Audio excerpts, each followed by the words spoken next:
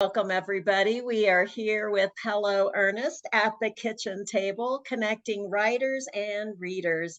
And today I have two co-authors with me. I have Fassbender and Minnie. Oh, I'm going to butcher your name, Minnie. Tell me your last name. Selvanathan. Selvanathan. And it's also Sharm Fassbender. Fassbender. I thought about that, and I wonder if I've always called you Fassbender. No, you called me Fassbender before. Okay. Well, Sharm is actually in upstate New York, and Minnie is in Australia. So I'm going to let them introduce themselves really quickly and tell us a little bit about their first book, because they have a second book that is in the works. But tell us a little bit about that first book.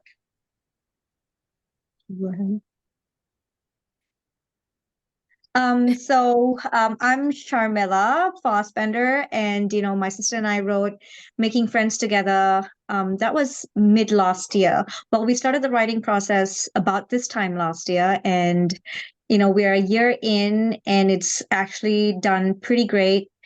It's a book about friends making someone new feel welcomed, and that's basically what our theme is. It's social emotional connections that children might come across, and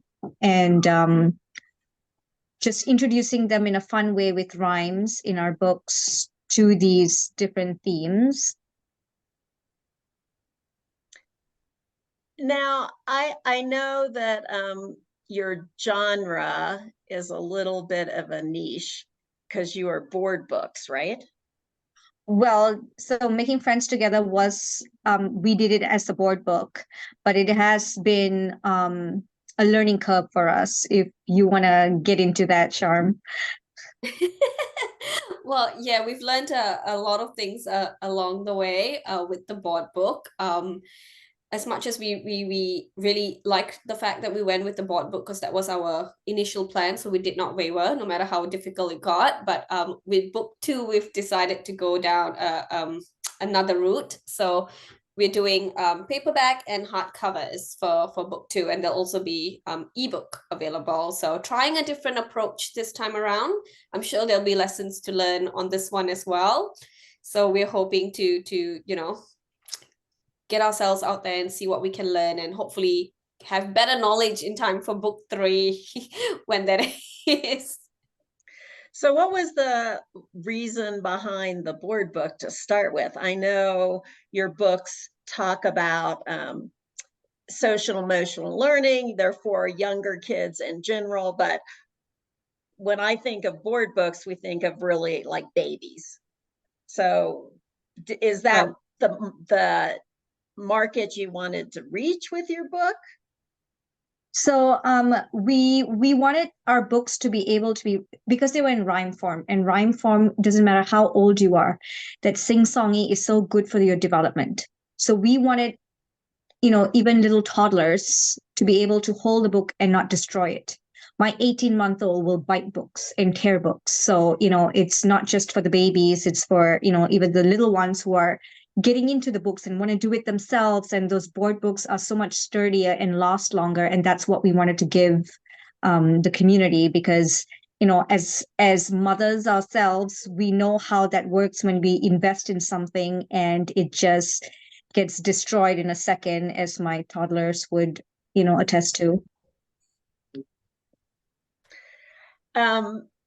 I think that's a misconception that people have about board books, is that they're just for babies.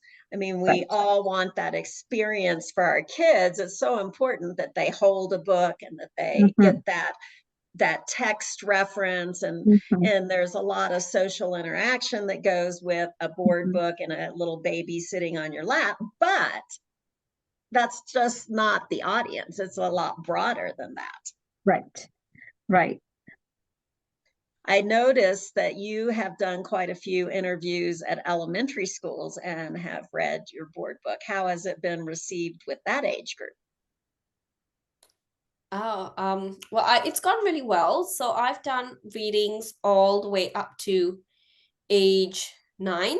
So there's a different takeaway from the different age groups. Everyone takes away different things from the book. So every book read is different in that sense. So it was quite fascinating to see the different age groups going all the way up to age 9 as well, how they still sat down, focused during the book reads, and would be, and when you ask questions, they would have suggestions or response of what might happen next.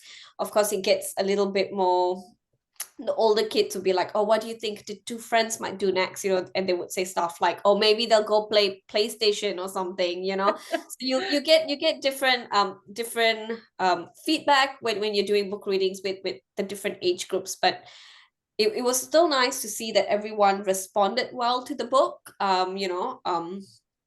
So I feel like, yeah, there's no specific age that board books should only be for babies or infants. It can go all the way. And I think older kids also enjoy having something that's sturdier, something that will not necessarily spill or break easily, and just holding a board book, something about it. I love reading board books, so feels right in the hand to any reader, I think. So yeah.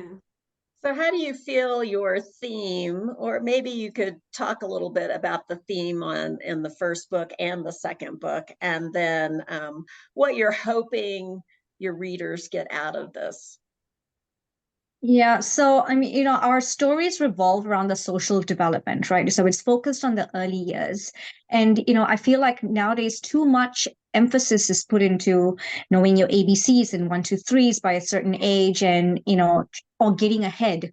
You hear that phrase being thrown around a lot. So, but we think it is important at this age to have connection with others and emotional intelligence. And I think that's what really matters.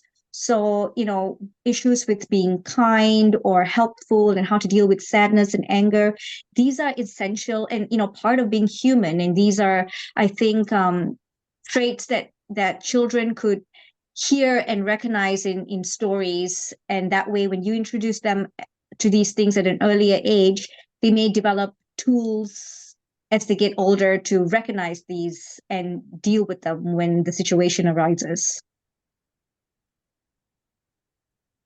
And the second book is the same theme?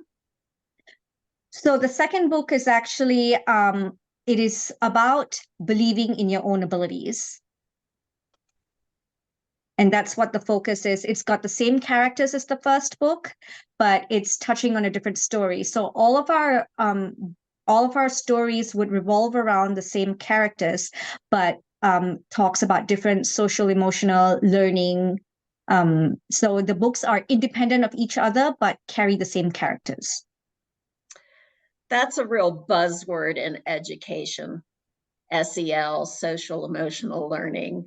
And you've used that phrase quite a bit. Why do you think the importance of that all of a sudden? Why is everybody jumping on this social emotional learning bandwagon?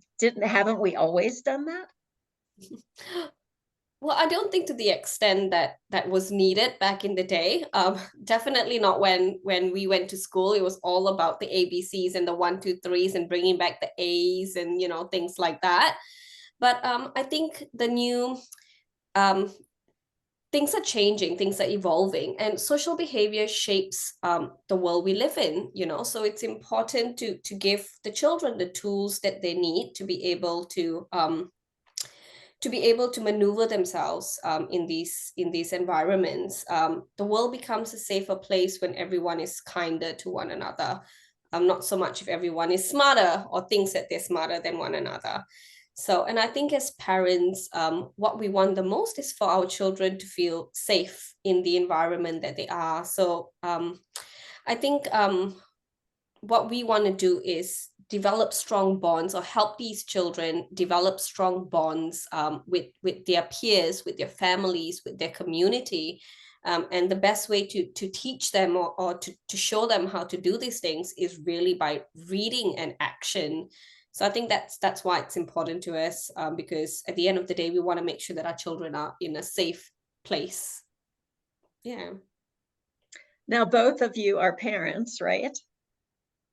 How Yes, we have are. your kids, and you can tell us a little bit about your kids, how have they influenced your storytelling? Well, they're very much part of, their what is the word I'm looking for? Yeah, Um, our muse. music. Yeah, they are. All of our characters are actually based on our kids, and the little, of course, they have their little own nuances, the characters do, but they're very much based on the personalities and the characteristics of our children. So yeah, they're a very big part of our books. So how many kids do you each have? Well, 6 between the two of us. I've got 2, so. And I have 4. And what's their age ranges? Mine's 9 and 8 and almost 3 and 1.5. I have a almost 4-year-old and a 9-month-old. So you guys are in 2 different locations. How does that co-writing work for you guys?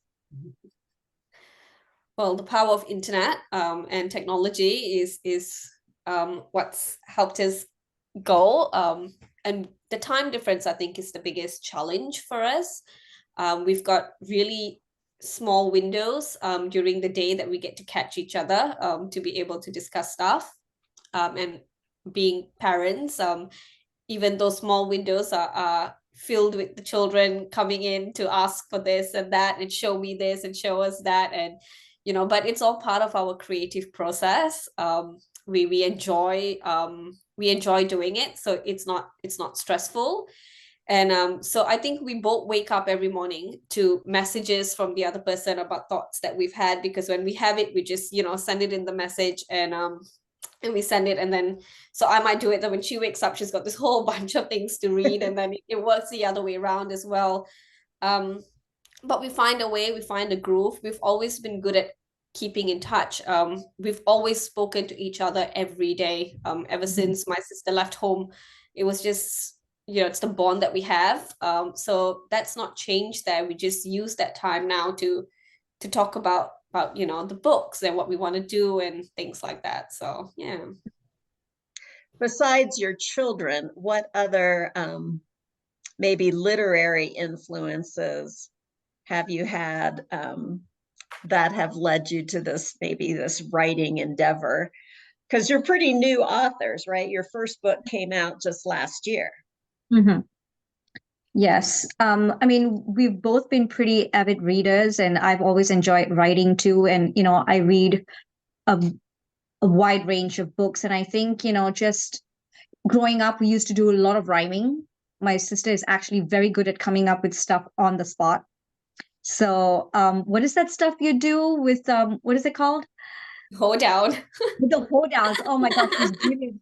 And she can just come up with stuff on the fly. It's great. So, we enjoy doing things like this together, and it is just it's been great. And but now even reading has brought on this whole new dimension of looking at how words are placed and syllabus and all these different things. It's brought on this whole new meaning to me, and I very much appreciate literature a whole lot more now than just reading words on a book. Were there any specific authors that were influences for you guys as you were maybe growing up, or even that you looked at during this writing process, like mentor texts, I guess? I'm a big fan of Roald Dahl. Huge fan of Revolting Rhymes. I will never ever get bored of that book. And from Charlie the Chocolate Factory, Matilda, to even his adult books, they just it takes you on a journey of wonder that you would not think possible. And so I think his writing is a big influence on just opening my mind and broadening what can happen and what will happen type scenario. So yeah, I and Dr. Seuss, of course, is another one, but I think I'm more for Roald Dahl. fan. I'm a big Dr. Seuss fan. For me, it's like all the places you'll go. I mean, we have such a collection here. I couldn't even tell you which is a favorite. But I think all the places you go and Cat in the Hat and Green Eggs and Ham would probably be, pretty up there.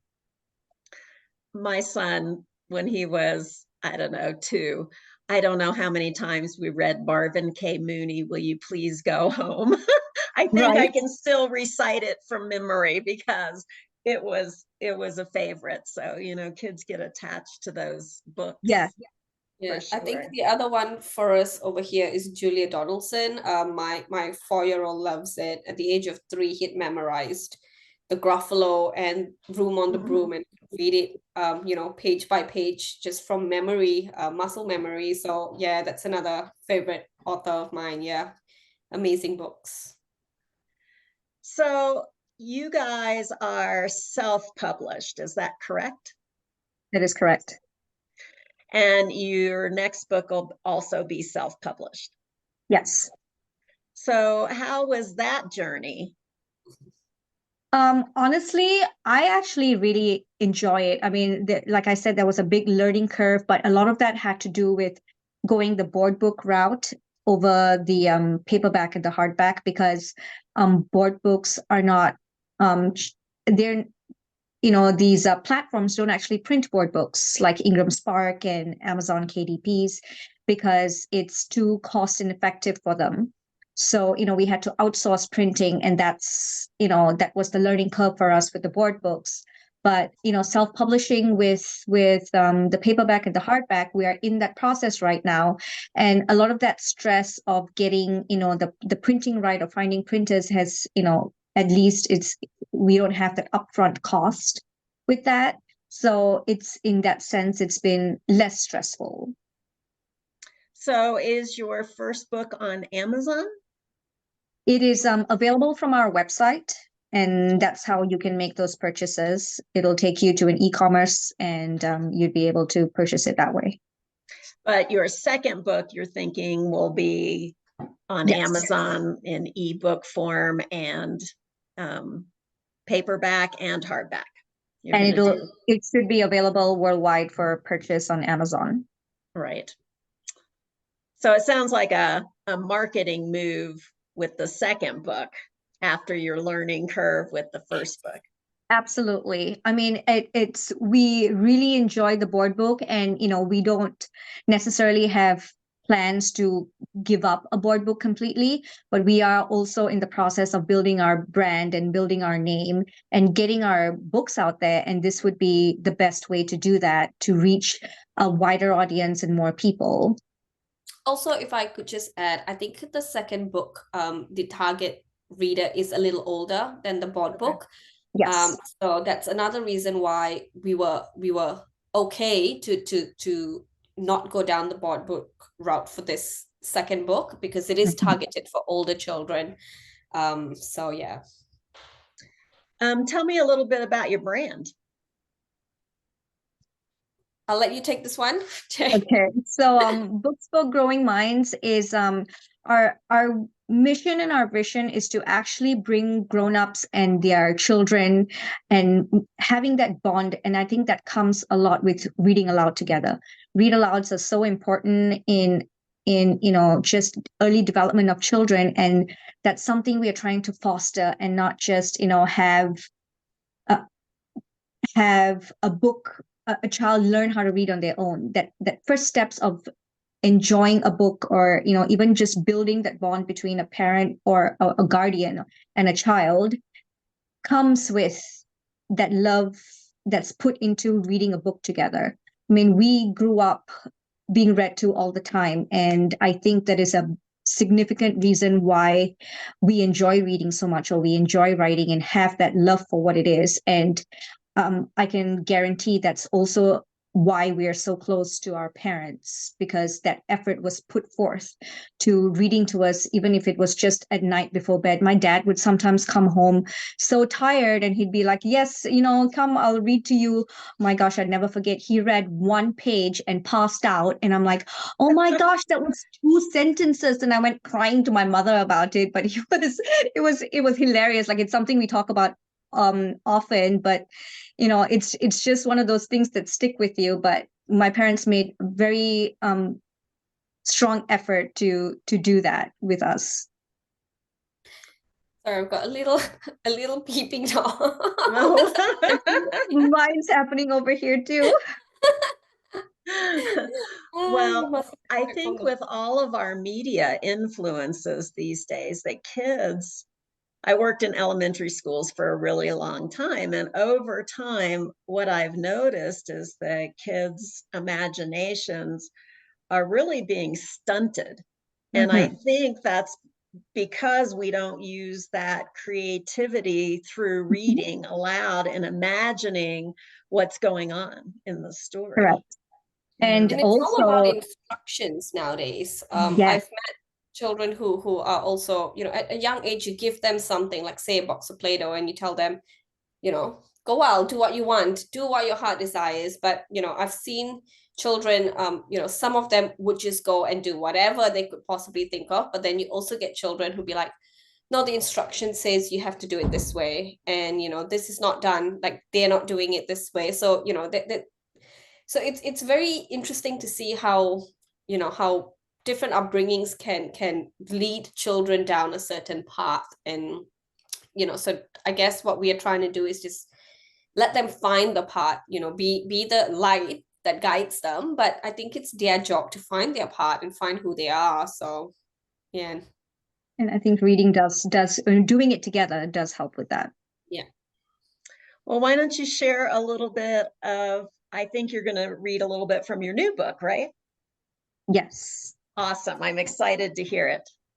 Let me just bring that up from my phone. Do you want to start? Sure. In the neighborhood where 6 friends reside, a New Year's Eve talent show is being held outside.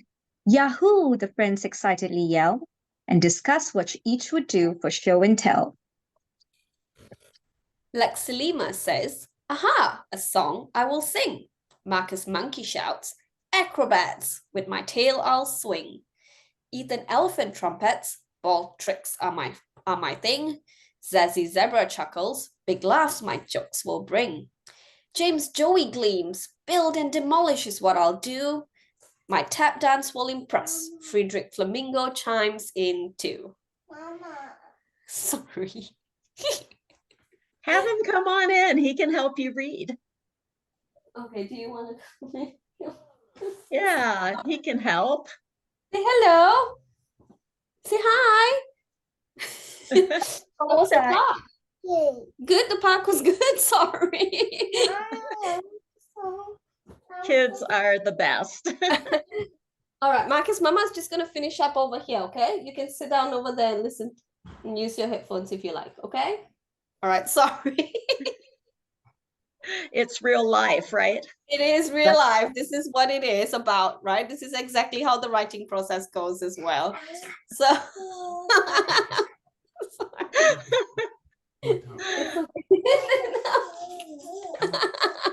Well, so far, I think your story sounds great and super fun. Thank you. Thank you. So where can people get in touch with you? Websites, Facebook, social media, where can they find you? I'm just going to turn off my microphone so you can take this one change. Sure. Okay. We have a website. It's www.bfgminds.com.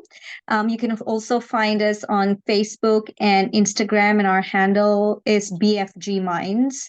We have ways that you can contact us on both these places. We're pretty heavy posters on our socials, so we share tips, read alouds, different updates of our books. We celebrate different days like read aloud day, things like that, and we make it a little fun. So that's where you can find us. Well, it was great chatting with both of you guys. Hopefully everybody that's listening has found their next great read. So we'll be seeing you guys soon. This is Hello, Ernest at the kitchen table, connecting readers and writers. We'll put all of those links in the show notes. So see you guys soon.